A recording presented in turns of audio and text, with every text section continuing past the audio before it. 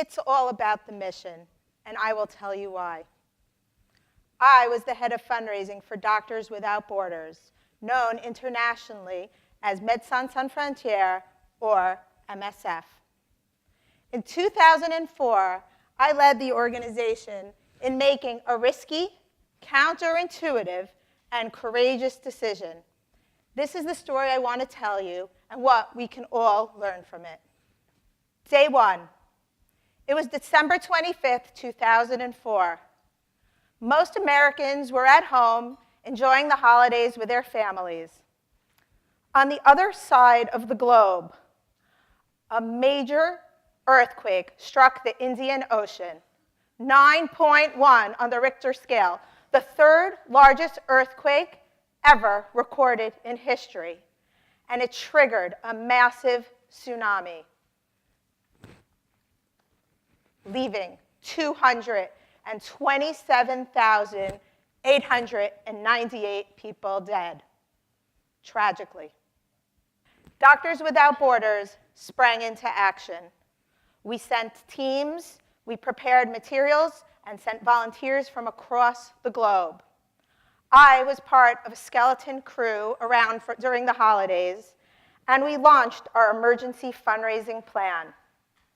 It had been a slow media cycle during the holidays, and this became the story for days. The Wall Street Journal, New York Times, CNN, every major media outlet put us at the top of their giving lists. And the outpouring of generosity was incredible. It also happened to be the last week of the year, the height of the philanthropic season, when most Americans do their philanthropy.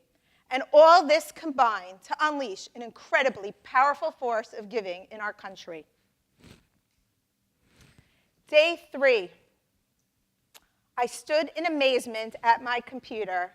It was the early days of internet giving, and the money just kept coming in. $10 million, $15 million, $20 million. We barely had to do anything, and the money was just coming in. It was truly incredible. But then I started to worry, really worry. You see, I had been working for Doctors Without Borders for more than 10 years at the time, and I knew that despite what the media was telling you, most of the victims had died. And despite what the media was telling you, the rest of the population was relatively healthy. Doctors Without Borders' mission was to provide emergency medical care, which included water and sanitation, and everything to ensure the health of a population. But in this case, with millions of dollars coming in, I knew that we might make more money than we can actually use for this emergency. I kept thinking about what happened to the Red Cross after September 11th. After September 11th, again, there was a tremendous outpouring of generosity. And the Red Cross had more money than it probably would have spent on the families affected by 9/11. So it decided to use some of the funds for its very important work, its blood work, and for other crises. And the tremendous backlash that they faced, there was congressional hearings, and people were really upset. And it created this climate in the United States where people were not trusting nonprofits. And this was very bad, and I was just becoming very worried. Day 5. We were starting to get reports back from the field, from our field volunteers. And what the reports were saying was that we now know the scope of our response. And once we knew the scope of our response, it was becoming pretty clear that we were going to make more money than we could spend well. So this was a day of questions. What do we do?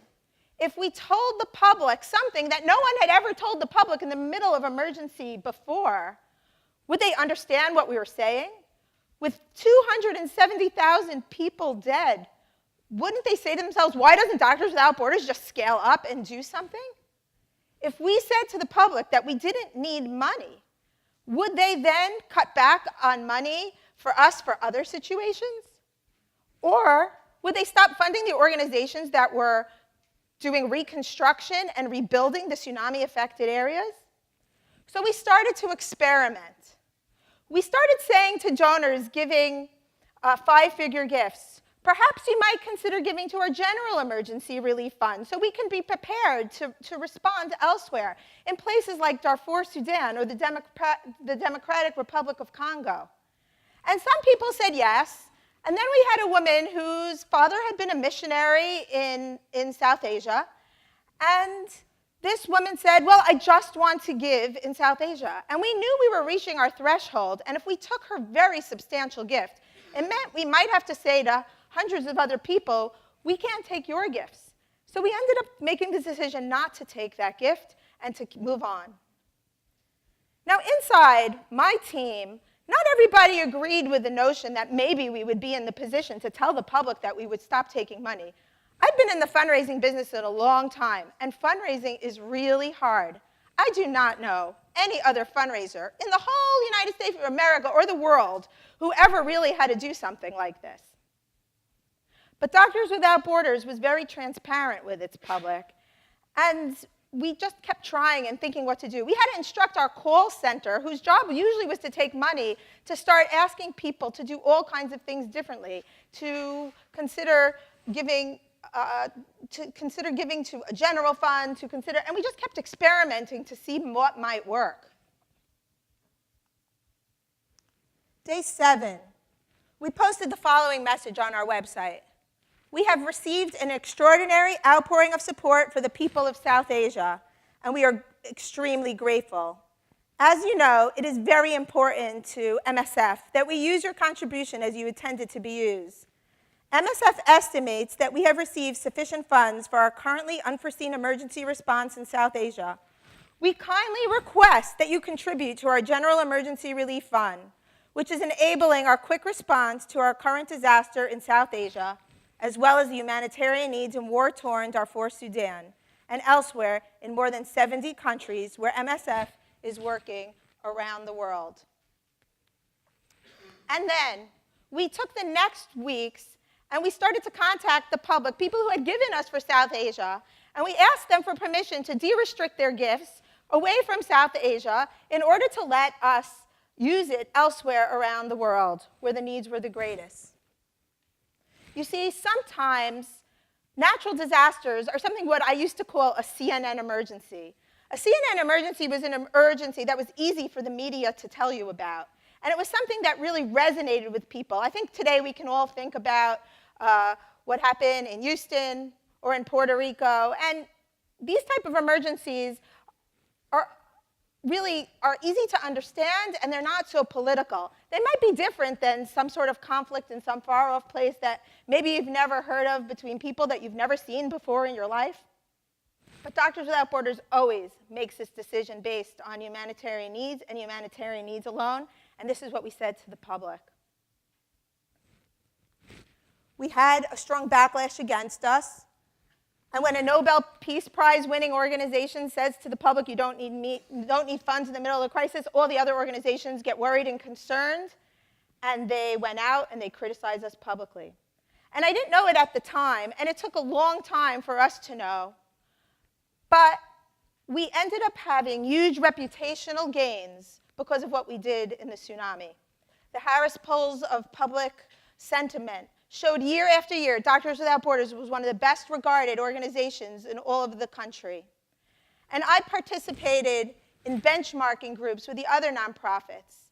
You see, by telling the people who gave to us that we were who we were and how we would take their money, we set a goal that we would try to renew at least 20% of them. Now, many people who give in disaster times, they are giving to the disaster, not to the organization. But we set a goal that we would have 20% of those people at least give to us. And sitting in those benchmarking groups with the other international organizations a year later, I saw that we were able to retain and reach our goal and retain more donors than all of the other groups, putting us on the next level. So for the short term, we definitely took a loss, but it was all for the gains in the long term. And we also helped restore faith of the public and trust in nonprofits. So how does an organization incentivize courageous decision-making. How does an organization lead a leader like me to know how to do something counterintuitive, completely opposite of the job that I did every single day? And I will tell you, it's all about the mission. Doctors Without Borders started in the year I was born in Biafra, which is today Nigeria.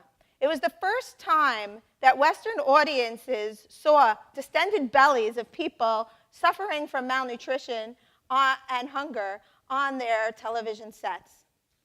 Now, the doctors at the time, who were Red Cross doctors, were not allowed by the mandate of the Red Cross to speak out and to address the reasons for this famine. Now, what you might not know is famine is often political. Think Yemen today, or the end of the second Beit HaMikdash, the second temple. Famine often has very political causes. And these doctors felt that in order to truly serve their patients, they had to be able to speak out and do advocacy on their behalf. And at the root of advocacy is having a public and people who will listen to you. So when we started fundraising for Doctors Without Borders in the United States, our strategy was to have a broad base of support so that when we spoke out, there were people who had affinity to us and who would listen to our messages and really take them to heart. So at the very core of Doctors Without Borders was a commitment to truth, because truth was the only way, telling the truth and the story of people was the only way that we could accomplish our mission. At Doctors Without Borders, we called our type of advocacy, we used the French word témoignage. And témoignage means testimony, but it means more than testimony. Témoignage means solidarity. Solidarity with the people that you were helping. So that solidarity and complete alignment with our mission meant that we couldn't tell our audiences, our donors, anything other than the truth, even though it was counterintuitive, even though my teams had a hard time with it, even though we had to align 19 offices around the world that were raising funds for Doctors Without Borders, all around this one very hard and powerful message, and to tell the public. We were able to do it because it was woven into our DNA through our mission and our commitment to advocacy and to testimony and to truth. It's all about the mission. T for transparency. Doctors Without Borders is really committed to transparency. I hear transparency bandied around by many, many organizations. Every organization loves to say that they are a transparent organization. But transparency isn't a buzzword. At Doctors Without Borders, transparency was real. Doctors Without Borders had board meetings that were open to the staff. They had board meetings that were open to all the other doctors, nurses, and logisticians who had been in the field with Doctors Without Borders. And at these meetings, they would question and look at all the decisions being made of the organization. Take, for example, a few years ago, the Ebola outbreak. The rest of the world was calling the doctors of Doctors Without Borders heroes. But inside a board meeting at Doctors Without Borders, people were saying, how did we let that epidemic spread so widely? How did we not get the other world bodies to help? How could we improve our medical response the next time? At Doctors Without Borders, groupthink was anathema. Because when your mission is to save lives, you have to do what's best for your patients. And sometimes it was that lonely voice that had the very right idea of what to do.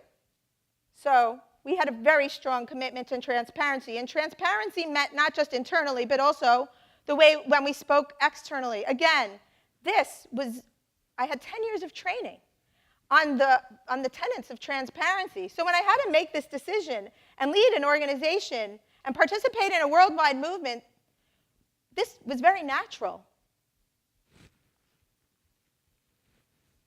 It's all about the mission. And the final piece is mission. At the heart of Doctors Without Borders' mission is a very Jewish idea. It's the sanctity of every human life.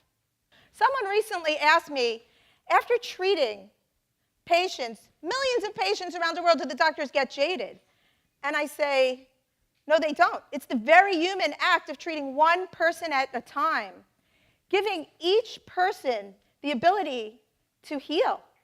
Normal people whose lives are disrupted by conflict or epidemic. Normal people, people like us, who live in all kinds of places around the world, who are just taking care of their families. And then something comes along, and the act of delivering medical care, one patient at a time, letting people go back to their lives so that they can have power and make decisions again for themselves. That's the heart of the mission. And mission meant that we never put dollars in before mission. Doctors Without Borders had the strictest gift acceptance policy of any organization I have ever heard of. We didn't take money from alcohol, tobacco, arms, mining, pharmaceuticals.